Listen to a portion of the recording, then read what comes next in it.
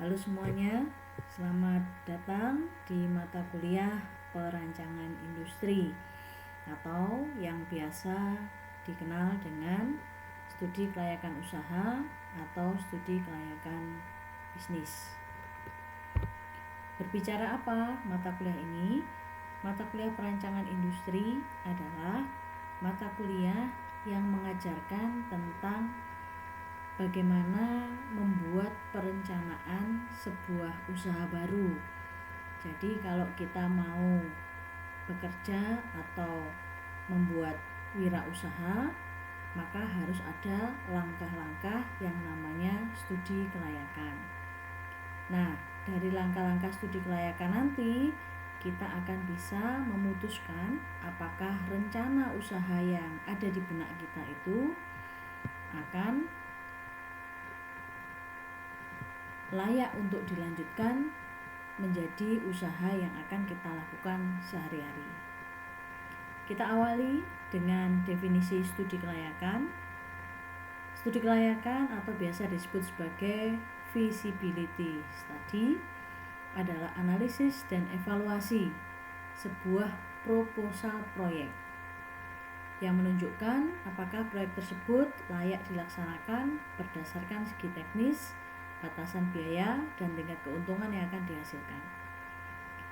Studi kelayakan adalah serangkaian studi dan analisis yang bertujuan untuk memutuskan suatu bisnis atau usaha layak atau tidak dijalankan sesuai dengan kriteria yang ditetapkan pada tiap aspek analisis.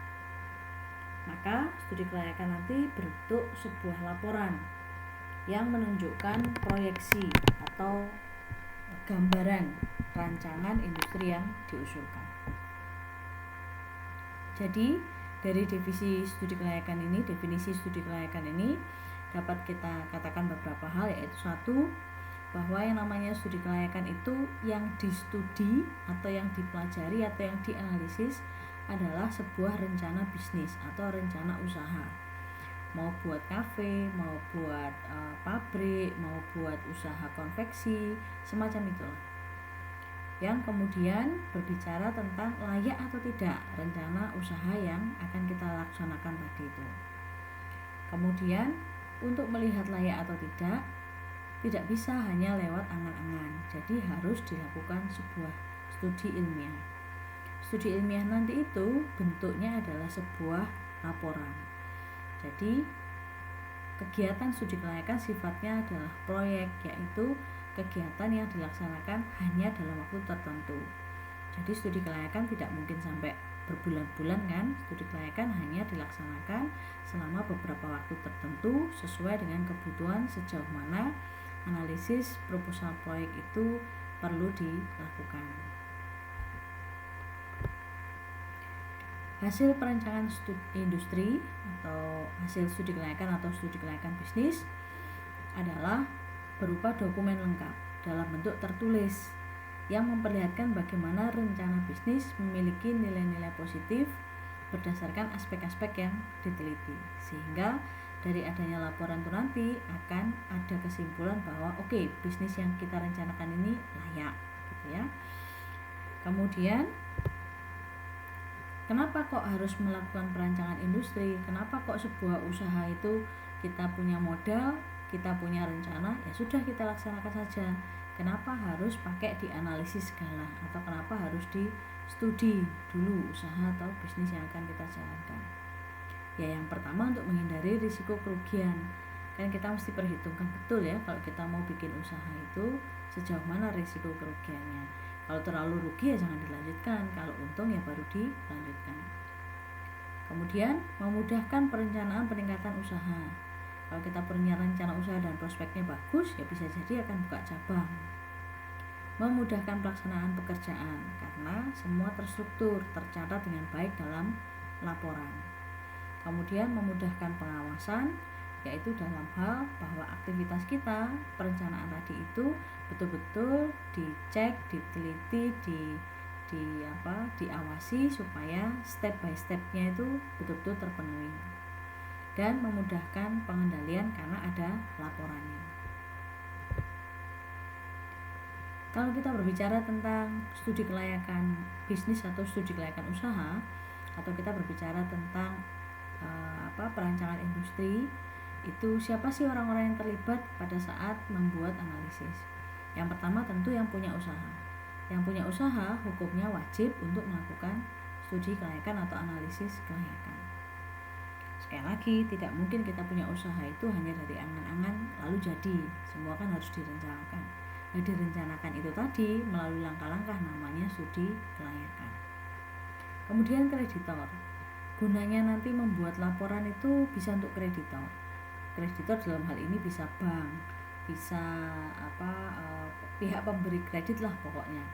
Apakah dengan adanya membaca laporan itu maka usaha tersebut layak untuk diberi pinjaman atau tidak, ya. Kemudian ada juga penanam modal, investor. Kita tidak bisa meyakinkan investor hanya dari omongan, tetapi kita harus memberikan omongan sekaligus juga bentuk laporan. Ini loh hasil studi analisisku bahwa rencana usahaku nanti pasti akan lancar. Yuk invest yuk ke tempatku. Nah, itu seperti itu ya. Kemudian pemerintah. Nah, pemerintah juga sangat berkepentingan dengan studi kelayakan supaya pemerintah tahu kebijakan-kebijakan perekonomian apa yang harus dilakukan, kebijakan-kebijakan hukum apa yang harus diberikan kemudahan supaya bisnis yang dijalankan oleh warganya menjadi lebih berkembang. Dan kemudian masyarakat juga perlu mengetahui terutama usaha yang akan didirikan di lingkungan sekitar masyarakat. Usaha apa itu, menguntungkan atau tidak, merugikan warga sekitar atau tidak. Nah, ini masyarakat juga perlu tahu rencana atau proposal bisnis atau usaha yang akan dijalankan. Nah, tahap-tahap dalam perancangan industri atau studi kelayakan usaha atau studi kelayakan bisnis, yang pertama kali punya ide. Ya, kita mesti nemu ide dulu, mau bikin apa ya, mau bikin usaha apa ya, nah itu perlu dulu. Maka menemukan ide bisa dari survei, bisa dari wawancara, bisa dari melihat lingkungan sekitar, bisa tahu dari artikel-artikel maupun koran-koran online tentang apa yang sedang tren saat ini. Nah, itu kemudian memunculkan ide kita pengen buka usaha apa, ya. Kemudian yang kedua tahap penelitian atau riset. Nah, yang disebut sebagai tahap penelitian atau riset itu ya nanti nih studi kelayakan.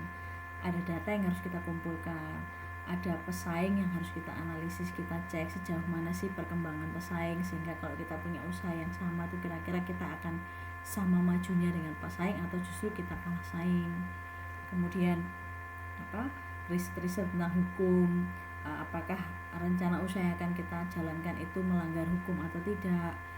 Kemudian riset tentang SDM, kita butuh SDM seperti apa, tempat yang seperti apa, bentuk layanan yang seperti apa. Nah, itu dilakukan perencanaannya yang namanya tahap penelitian atau tahap riset. Endingnya adalah membuat laporan hasil. Kemudian tahap evaluasi. Tahap evaluasi ini ada dua macam. Yang pertama adalah evaluasi yang dilakukan terhadap satu bisnis. Jadi kita punya rencana misalnya mau bikin usaha frozen food misalnya, mau bikin usaha frozen food, udah nggak ada alternatif lain. Ya maka dari hasil riset itu tadi hanya diputuskan usaha frozen food ini layak atau tidak. Kalau tidak layak ya berarti stop, cari usaha lain atau merevisi apa yang masih kurang dari analisis yang sudah kita lakukan. Lalu yang kedua adalah evaluasi terhadap beberapa alternatif. Pengen punya usaha frozen food, pengen punya usaha misalnya saja makanan, pengen punya usaha kafe misalnya. Nah maka dari tiga ini manakah yang akan memberikan keuntungan paling besar, yaitu yang akan dilakukan. Itu namanya tahap evaluasi, ya. Nah, evaluasi yang dibandingkan adalah besarnya biaya pada setiap alternatif usaha. Berapa banyak biaya yang dikeluarkan versus berapa banyak keuntungan yang akan diterima. Sehingga kalau sebuah usaha itu yang direncanakan tidak memberikan banyak keuntungan, ya mestinya tidak diteruskan. Tapi jika memberikan banyak keuntungan atau laba, ya sebaiknya memang dipraktekkan atau mulai dilaksanakan. Kemudian tahap urutan yang layak ini sebenarnya sama dengan langkah ketiga, bedanya hanya memberikan scoring saja, mana alternatif yang paling bagus. Jadi misalnya kalau kita tadi punya 3 usaha, ya berarti mana ranking paling pertama yang harus dilakukan.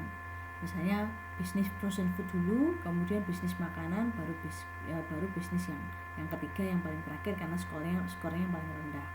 Sekali lagi, identifikasinya berdasarkan biaya ya secara umum. Cuma di dalam analisis nanti itu juga bisa juga terkait dengan berapa pangsa pasarnya, bakal laku atau tidak. Nah, seperti itu masuk di dalam tahap kedua, yaitu tahap riset. Lalu yang kelima adalah tahap rencana pelaksanaan. Jadi tahap 5 dilakukan jika sudah terpilih salah satu atau rencana utama yang akan dijalankan. Baru kemudian tahap detailnya, kapan pelaksanaannya, kapan mulai pesan barang, kapan mulai sewa tempat, kapan mulai desain dan sebagainya. Seperti itu. Kemudian langkah yang ke-6 adalah tahap pelaksanaan.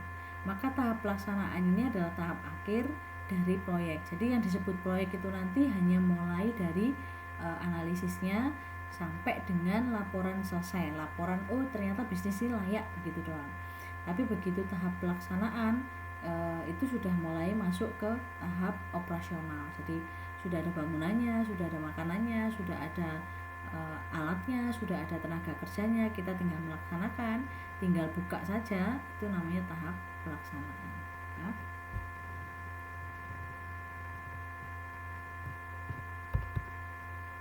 Nah, karena kita berbicara tentang studi kelayakan usaha atau studi kelayakan bisnis atau perancangan industri, jadi merancang sebuah industri, maka akan ada beberapa aspek, akan ada beberapa patokan gitulah ya. Kita ini mau studi dalam hal apanya? Oh, studi dalam hal bakal laku atau tidak. Nah, itu nanti namanya aspek pasar pemasaran.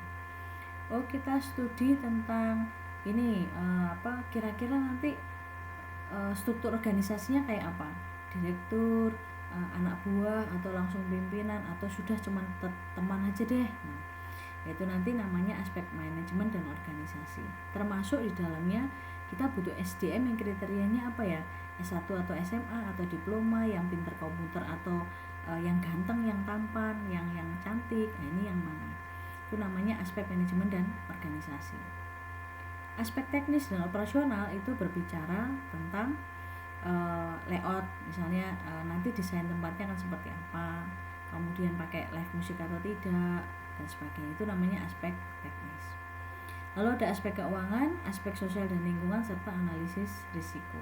Setidaknya ada 6 yang kita pelajari dalam semester ini. Sebenarnya ada aspek hukum, tapi aspek hukum dalam hal ini tidak saya berikan, karena aspek hukum itu berlaku bagi produk-produk yang memang sensitif. Tapi kalau produknya umum cuma buat jual makanan doang, saya rasa tidak terlalu butuh aspek hukum.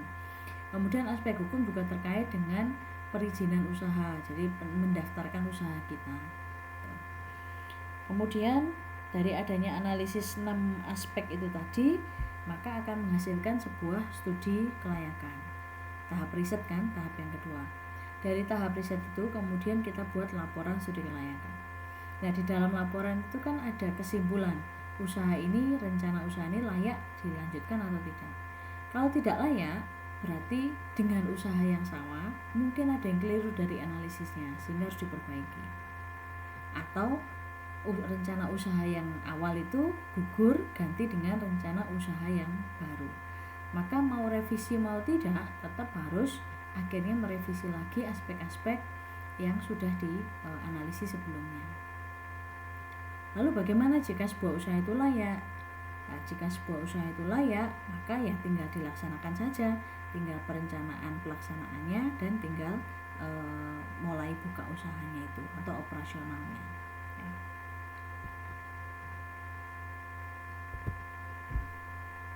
Nah, mulai slide ini sampai dengan ke belakang penjelasan dari masing-masing aspek saya jelaskan secara umum, nanti silakan dibaca. Jadi aspek pasar dan pemasaran ini terkait dengan kita meneliti dulu produk kita nanti itu sudah ada pesaingnya atau tidak, sudah ada pionirnya atau tidak. Dan pionir itu dia menjual produk itu laris atau tidak.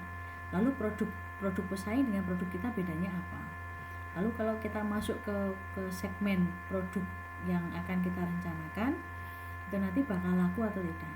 Lalu bentuk promosi kita seperti apa supaya usaha kita laku. Nah, konsumen kita siapa, kayak gitu ya. Di dalam ekonomi teknik mungkin di dalam pengantar ilmu ekonomi mungkin pernah dengar istilah STP, segmenting, targeting, positioning. Itu nanti masuk dalam aspek pasar dan pemasaran. Tentu di aspek pasar dan pemasaran itu tidak hanya sekedar berbicara tentang kualitatif, tapi kita akan menggunakan metode yang sudah pernah kita pelajari sebelumnya, yaitu forecasting, untuk bisa memforecast produk kita nanti bakal laku atau tidak. Maka data forecasting dari mana? Data dari pesaing. Kalau pesaing itu produknya laris, berarti asumsi kita dengan nanti metode forecasting, produk kita akan bisa laris juga. Contohnya. Kemudian ada aspek manajemen dan organisasi. Ini terkait dengan struktur organisasinya akan seperti apa, lalu tenaga kerja yang kita butuhkan klasifikasinya seperti apa, sistem perekrutan seperti apa, kontraknya bagaimana, gajinya UMK atau tidak, dan seterusnya. Termasuk jadwal-jadwal kerja, maksudnya setiap hari atau ada shift dan sebagainya.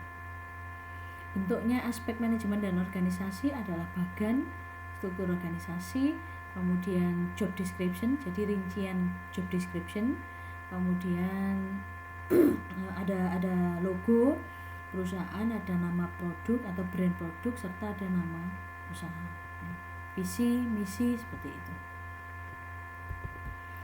Kemudian aspek teknis operasional.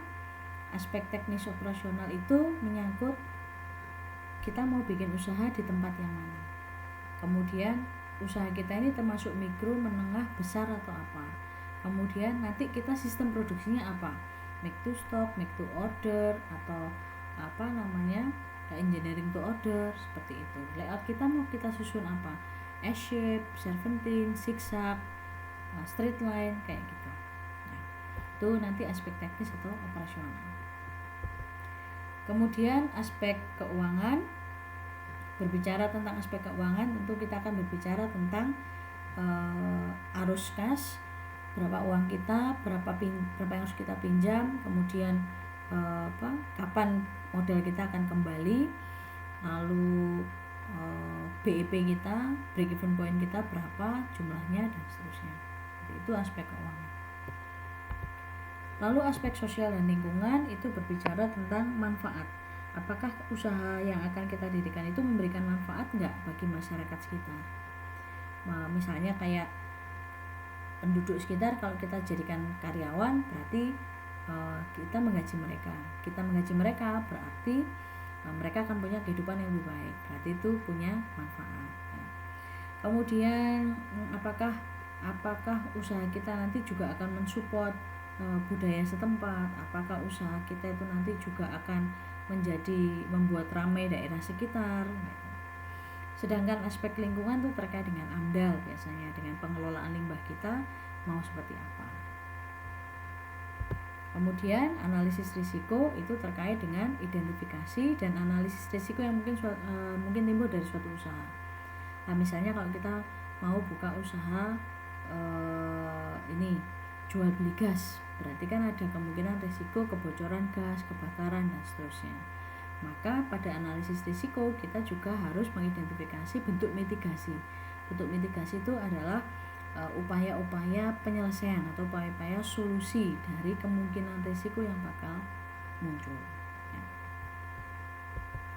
Nah, itu materi kita di pertemuan pertama ini untuk saya memperkenalkan apa yang dimaksud dengan studi kelayakan bisnis atau studi kelayakan usaha atau nama mata kuliahnya perancangan industri. Nah, jadi intinya materi ini adalah materi yang memberikan bekal kepada Anda semuanya untuk bersiap-siap jika Anda berminat menjadi wirausaha atau membuka usaha, maka cara-caranya seperti yang akan kita pelajari dalam mata kuliah ini.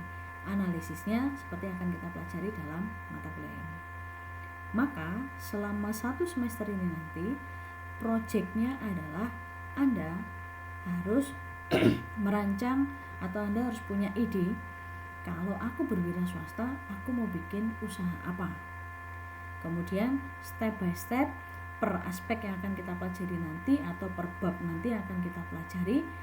Anda akan praktekkan melalui latihan-latihan soal, melalui tugas-tugas yang sifatnya project ini, dan ini individu ya, bukan kelompok, yang kemudian pada akhir semester nanti Anda akan membuat video presentasi. Jadi karena kita kuliahnya daring, Anda akan membuat video presentasi di mana Anda akan mempresentasikan rencana usaha itu komplit. Bentuknya tentu berupa laporan. Nah, laporannya apa? Bahasa Inggrisnya business proposal. Jadi nanti template-nya akan saya berikan. Anda akan mengisi template business proposal, rencana bisnis yang akan Anda presentasikan kepada saya, calon investor. Ini misalnya saja. Gitu untuk pertemuan pertama ini. Maka nanti cek di Bella, ada latihan soalnya. Next week yang akan kita lakukan adalah Anda sudah harus punya rancangan usaha yang akan Anda analisis di pertemuan-pertemuan selama 1 semester ini. Begitu, terima kasih. Sampai jumpa di perkuliahan minggu depan. Terima kasih.